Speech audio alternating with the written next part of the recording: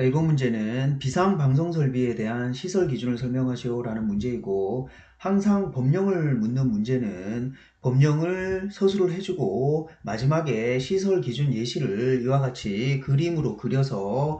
표현해주면 좋다라고 했습니다. 그래서 이 그림을 기준으로 먼저 좀 큰 틀을 먼저 설명드리면, 소방 관련 문제는 건축전기에서 소방 관련 문제가 나는 것이 자탐 설비, 자동 화재 탐지 설비라든가 비상 콘센트 설비라든가 지금 있는 비상 방송 설비라든가 감지기 같은 것들이 대표적으로 시험에 나는 부분이고, 그 외의 것들도 날 수는 있습니다만 한 번 출제되고 말고 이런 것들이기 때문에 좀 버려야 될 거고, 우선 자탐 설비라든가 비상 방송 설비, 비상 콘센트 설비, 감지기 같은 것들을 우선적으로 공부를 해야 되고, 소방 관련 문제들은 항상 법령을 묻는 문제입니다. 그래서 법령을 묻는 문제는 항상 일정한 패턴이 있는데, 그 일정한 패턴이 예를 들어서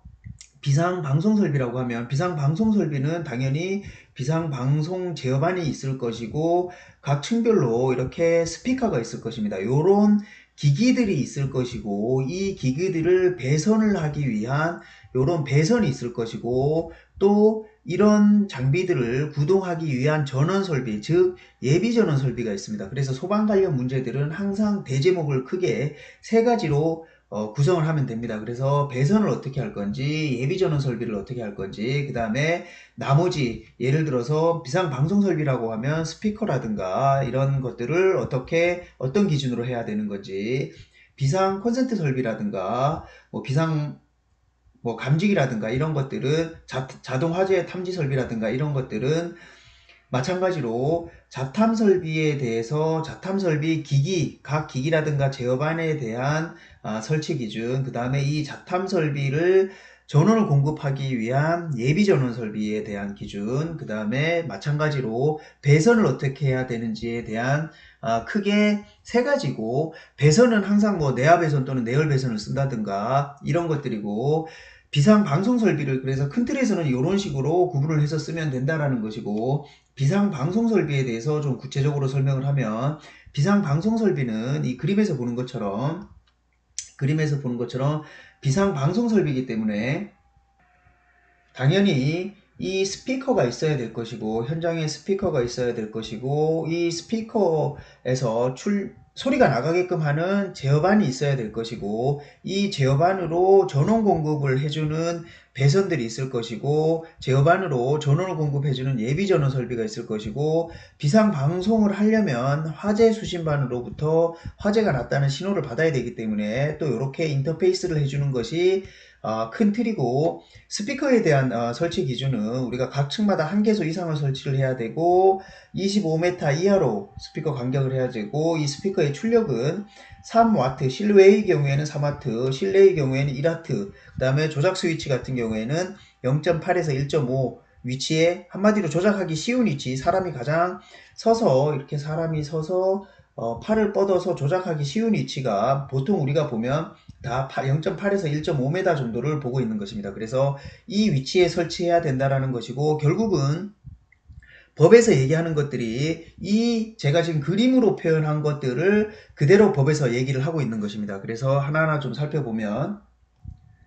먼저 비상 방송 설비에 대한 세부적인 시설 기준을 설명하기 전에 항상 소방 문제는 이렇게 관련 법령이 뭔지, 설치 대상이 뭔지를 좀 외워놓는 것이 좋습니다. 그런데 이 설치 대상 같은 경우에는 자탐 설비라든가 비상 방송 설비라든가 이런 것들이 좀 유사한 부분이 있기 때문에 또 몇 번 반복을 하다 보면 의외로 또 외우기가 어렵지 않은 부분들이 있습니다. 그래서 관련 법령은 당연히 비상 방송 설비 화재 안전 기준이고, 설치 대상은 연면적 3,500제곱스퀘어 이상, 또 지하층을 제외한 충사가 11층 이상, 지하층의 층수가 3개 이상인 것이고, 설치 면제 같은 것들은 답안에서 굳이 써주지 않아도 되는데 어쨌든 설치 면제는 이렇게 된다는 거고, 설치 기준은 제가 앞에서 설명드린 것처럼 항상 크게 각 기기가 어떻게 설치가 돼야 되는지, 그 다음에 이 각 기기를 배선하기 위한 배선이 어떻게 해야 되는지, 이 기기에 전원을 공급하기 위한 예비 전원이 어떻게 해야 되는지, 이런 식의 기준이기 때문에 이 음량 장치라든가 배선이라든가 전원 설비를 크게 설명을 해주면 되고, 앞에서 그림으로 했던 거를 또 말로 그대로 표현해주면 되는 겁니다. 그래서 음성 입력에 대한 출력이라든가 설치 개소는 아까 그림에서도 각 층마다 최소 1개소, 수평거리 25m 이하로 해야 되고, 배선은 3선식으로 하라는 것이죠. 3선식 배선이라는 것은 이렇게 이 그림에서 보는 것처럼 이 스피커를 비상방송 설비용으로도 사용하지만 일반 방송, 즉 뭐 BGM이라든가 우리가 건물에서 아침 출근 시간에 백그라운드 음악이라든가 이런 것들 용으로도 사용을 하기 때문에 이렇게 겸용해서 사용할 경우에는 제어반에서 이렇게 절제 스위치가 있습니다. 그래서 화재 수신반으로부터 신호가 들어오게 되면 비상방송이냐 일반방송이냐를 제어반이 출력을 선택을 해서 내보내는데, 화재 수신반에서 신호가 들어오면 당연히 비상방송으로 되는 거고, 이 비상방송은 우리가 일반 방송은 스피커가 있고 각 룸마다 벽에 그 볼륨 조정 장치가 붙어 있는데, 그 볼륨 조정 장치를 통해서 평상시에 소리를 작게 하거나 크게 하는 것이 가능한데, 비상 방송이 출력이 될 경우에는 이 음량 조절 장치로 가는 게 아니라 무조건 이 스피커가 가지고 있는 최대 출력을 내게끔 하는 것이 삼성식 배선입니다. 그래서 삼성식 배선이 뭐 특별한 건 아니고, 이 스피커를 일반 방송과 비상 방송을 공용해서 쓰는데, 일반 방송일 경우에는 음량 조절 장치를 통해서 볼륨을 줄일 수가 있는데, 비상시에 이렇게 볼륨을 줄여놓은 회로를 통해서 방송이 나가면 적절하지 않기 때문에, 이렇게 비상 쪽에 있을 때는 항상 볼륨 조정 장치를 통하지 않고 출력을 내보내게끔 하는 것이 삼성식 배선입니다. 그래서 삼성식 배선 이렇게 적어주면 되고, 아까 설명드렸듯이 뭐 0.8에서 1.5의 조작 스위치가 있어야 된다는 거고, 이 나머지 것들은 뭐 일반적인 내용이니까 읽어보시고 생각나는 대로, 기본적으로는 버블 묻는 문제는 두 문을 따서 외워야 됩니다. 두 문을 따서 최대한 충실하게 적어주되, 실제로 생각이 안 나는 부분들이 있습니다. 생각이 다소 안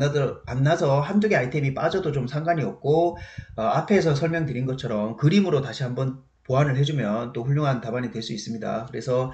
소방 같은 경우에는 무조건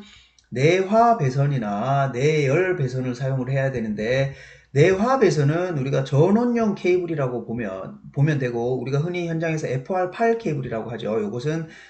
메이커에 따라서 부르는 형명이 조금 틀릴 수가 있습니다. 명칭이. 그래서 전원 케이블 같은 경우에는 내화 배선 FR8 케이블을 사용을 하고, 내열 배선 같은 경우에는 FR3이라고 해서, 이것은 한마디로 소방용 제어 케이블이라고 생각을 하시면 되겠습니다. 제어 케이블이라고 생각을 하면 되고, 우리가 소방 배선이 아닌 일반 케이블로 따지면 FR8은 FCV라고 보시면 되고, 이 FR3은 제어용 케이블이기 때문에 CVV